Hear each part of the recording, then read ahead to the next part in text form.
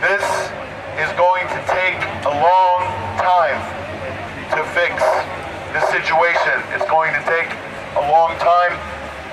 The narrative on the Ukrainian conflict, the narrative is going to take a long time to dismantle, because we are, although we are many, and we have a lot of great alternative sources of information, media outlets, the mainstream machine, the international corporate media machine, is massive.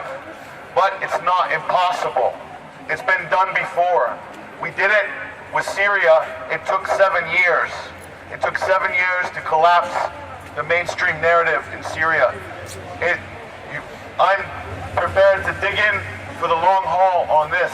It's not going to happen overnight, but we have to push like we won it yesterday. And everybody needs to kind of play a role in that. So that's the first thing. The second thing is we're told that we're not at war with Russia. Our governments are saying we're not at war with Russia. But every single action, every single policy says the opposite. That they are committed to war with Russia. If we weren't at war with Russia, why is Russian media banned in this country, in France, in Germany? You can't access it on the internet. It's been banned from ISPs. RT, you can't watch. You can watch it on a few video sharing platforms, but it's off. Everything else. Why is that a problem? Think about it. You have elected officials deciding on policy to do with this war, to do with NATO's incremental expansion. It is a proxy war. This is the perfect definition of a proxy war in history. There's never been a bigger, more well-funded proxy war than the one that we're seeing now. So we have elected officials that don't even know what the official Russian position is from their foreign minister, because Russian media is completely blacked out in Europe, in NATO member states. That's a problem. That means you can't have any diplomacy. They don't know their side of the position, and so how could you possibly chart a path forward? How can you prepare for any peace negotiations? That should be the dead giveaway.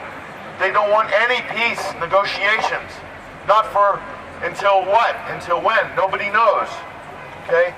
The censorship is a big problem. It's a big, big problem. They don't trust that you can tell the difference between what's factual and what's not, and what's, quote, propaganda, or what's Russian disinformation.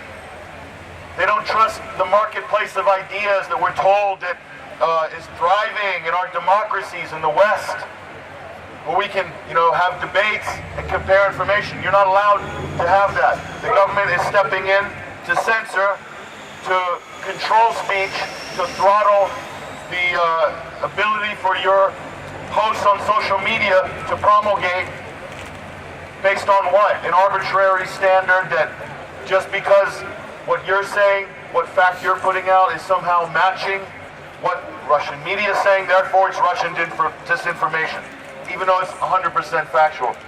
This is the type of thing that you would see in Soviet Russia back in the day. We have those policies now implemented in our governments in Europe. This is a problem.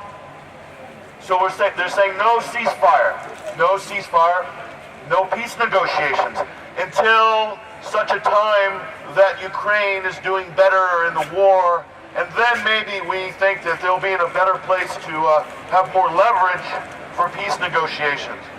And I'm also told that until Ukraine recovers its 1991 borders and Russian troops leave Ukraine, then people say it's simple. If you want peace, Russian troops need to leave Crimea, they need to leave the Donbass, they need to leave Kherson, they need to leave Zaporizhia, and then we can have peace negotiations. That day will never come, because that horse has already bolted. So I'm being realistic, we're being realistic about it, but the narrative coming from our political leaders is not realistic. It's almost like they're carrying on in a fantasy land where they have the ultimate business model for weapons sales. Sacrificing NATO troops, but endless supply of arms, refilling NATO member states, getting rid of all the Soviet arms from Eastern European countries, and replacing them with brand new American jets, brand new German tanks. Okay? NATO is a giant protection racket. That's what it is. 100%. They're saying, well, the United States and Britain are at the top of that protection racket. America, Britain is the brains, America is the muscle. They're partners. Just like the mafia, organized crime, cartel, this is how NATO is behaving behind the veneer of respectability in Brussels.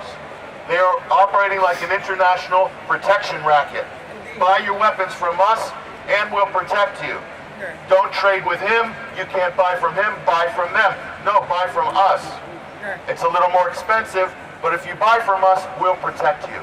Is this not what's happening right now in Europe? This is exactly what's happening. So I can't emphasize the crass, the craven attitude, the immorality of saying, well, we'll keep supplying weapons as long as those brave Ukrainians want to fight. And who decides whether Ukraine still wants to fight? Is it the people of Ukraine? When is the election? We're told there are no more elections in Ukraine until further notice, until the war is over. So how long is this going to be? We're there to protect democracy in Ukraine, yet there's no democracy in Ukraine. The next election would be a referendum on this proxy war in Ukraine.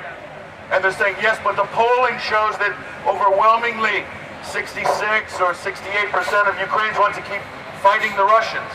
So we're making this decision based on polling? And who are they polling?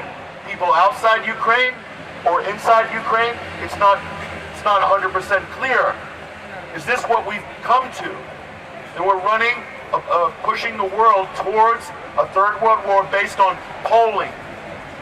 In a country that is disintegrating as we speak. The longer this war goes on, the smaller Ukraine is going to become. They had a chance to negotiate a year and a half ago, and they were told no. They were cajoled out of that. Britain and the U.S. made sure that didn't happen. They had two opportunities through the Minsk Accords, 8 years, to negotiate a settlement to prevent this war from happening. And the European powers that were there to guarantee it sandbagged it. And they've even admitted that, Francois Hollande and Angela Merkel, and to buy time to arm Ukraine up to NATO standard. And they're planning a offensive against Donbass. This is beyond debate. This is fact. Russia intervened.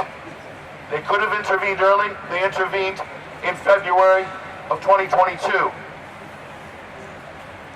So they're saying that, this is a war of choice for Russia. This is Putin's war of choice. If Vladimir Putin woke up one day and wanted to rekindle the glory of the former Soviet Empire on February 24th, 2022, and ignore anything that happened before that date on the timeline, that's how narrow and how small the narrative that's being constructed for us to navigate this issue through a very small and narrow frame argument by our governments, by our mainstream media. The fact is, there was a violent coup in 2014 by the United States, by the EU. That's a fact, non-negotiable. It happened. And the government in Ukraine undertook a policy of lustration.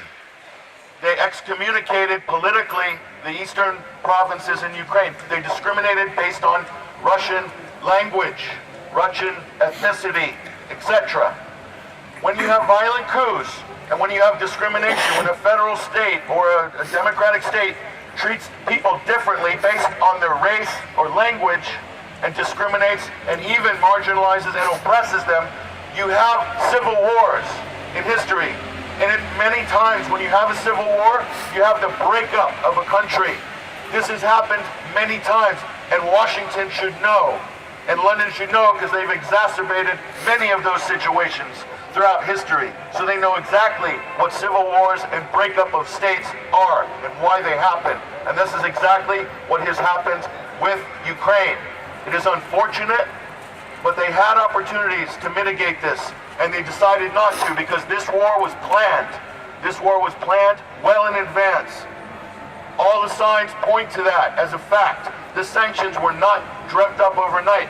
To embargo Russia, the world's largest overall commodity producer on many different categories, you can't just cancel them overnight. This was planned well in advance to balkanize the global economy, to divide economies, to drop an iron curtain, an economic and a political iron curtain. But what side of the iron curtain are we on in this story in the West? Which side are we on? Not the right side. So, think about this. When NATO was created, think about this. When NATO was created, the Secretary General, Lord Hastings Ismay, the British first Secretary General, 1953, I believe, 54, he said the purpose of NATO was to keep the Americans in, to keep the Russians out, and to keep the Germans down. They're talking about Europe. What exactly has changed since 1954? That's exactly what you're seeing now. The German economy has been taken down. European economy is being taken down. The Russians are out of the European trade and political relations and economic trade. The United States is running European economic and foreign policy along with Britain. It's exactly as it was post-World War II. Think of this as the second round of that exact same process. That is history, and we're living it. We live it.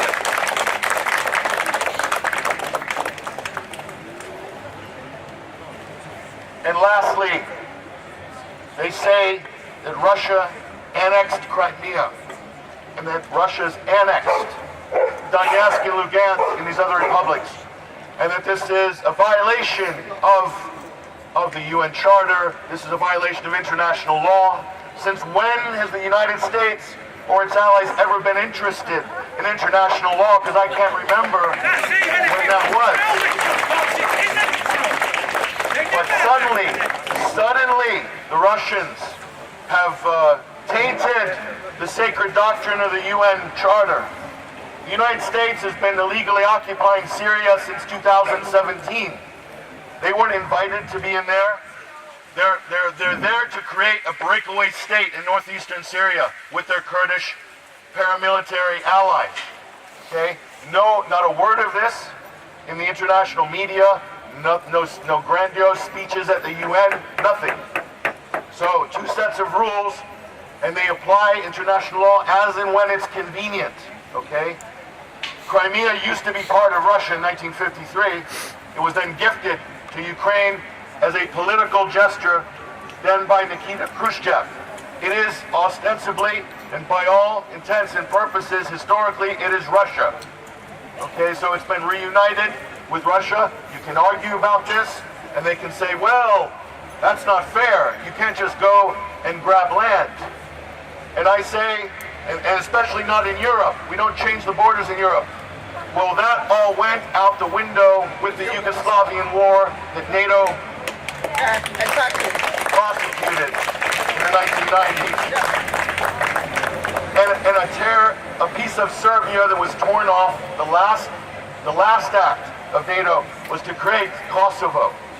And I contend, by international law, the independence of Donetsk and Lugansk qualify into international law according to the UN Charter, Article 1, more than Kosovo does. It's a better case by the book, and one day that will be adjudicated at some point in the future. It is a stronger case. They were being attacked militarily by a Ukrainian army, armed and commanded essentially by the United States and its NATO allies. Okay? That's a fact. So, if they want to talk about this conversation and hold up these virtuous standards of international law. The right to self-determination is legitimate in those circumstances in eastern Ukraine. This is just the way I believe that history is going to eventually view it. That is not the case with Yugoslavia. So we need to be consistent. This isn't whataboutism. This is historical fact. These are the arguments that we need to make to bring this conflict to an end in some kind of resolution. And not everybody is going to get what they want. They rarely do in these situations. But to continue on this road is pure madness. And the costs are going to mount. And it will not be confined to the area of Ukraine. The longer this goes, the risk, we're playing with fire on a level that we've never done before. Post-World War II is very dangerous. I don't have to explain that to everybody here. You know. And so it is incumbent upon all of us to start talking and really communicating about this with our friends, with our colleagues, with our family, not just on social media, but in the real world, and more gatherings like this. So, anyway, that's what I'm saying today. Thank you very much for coming. Appreciate it.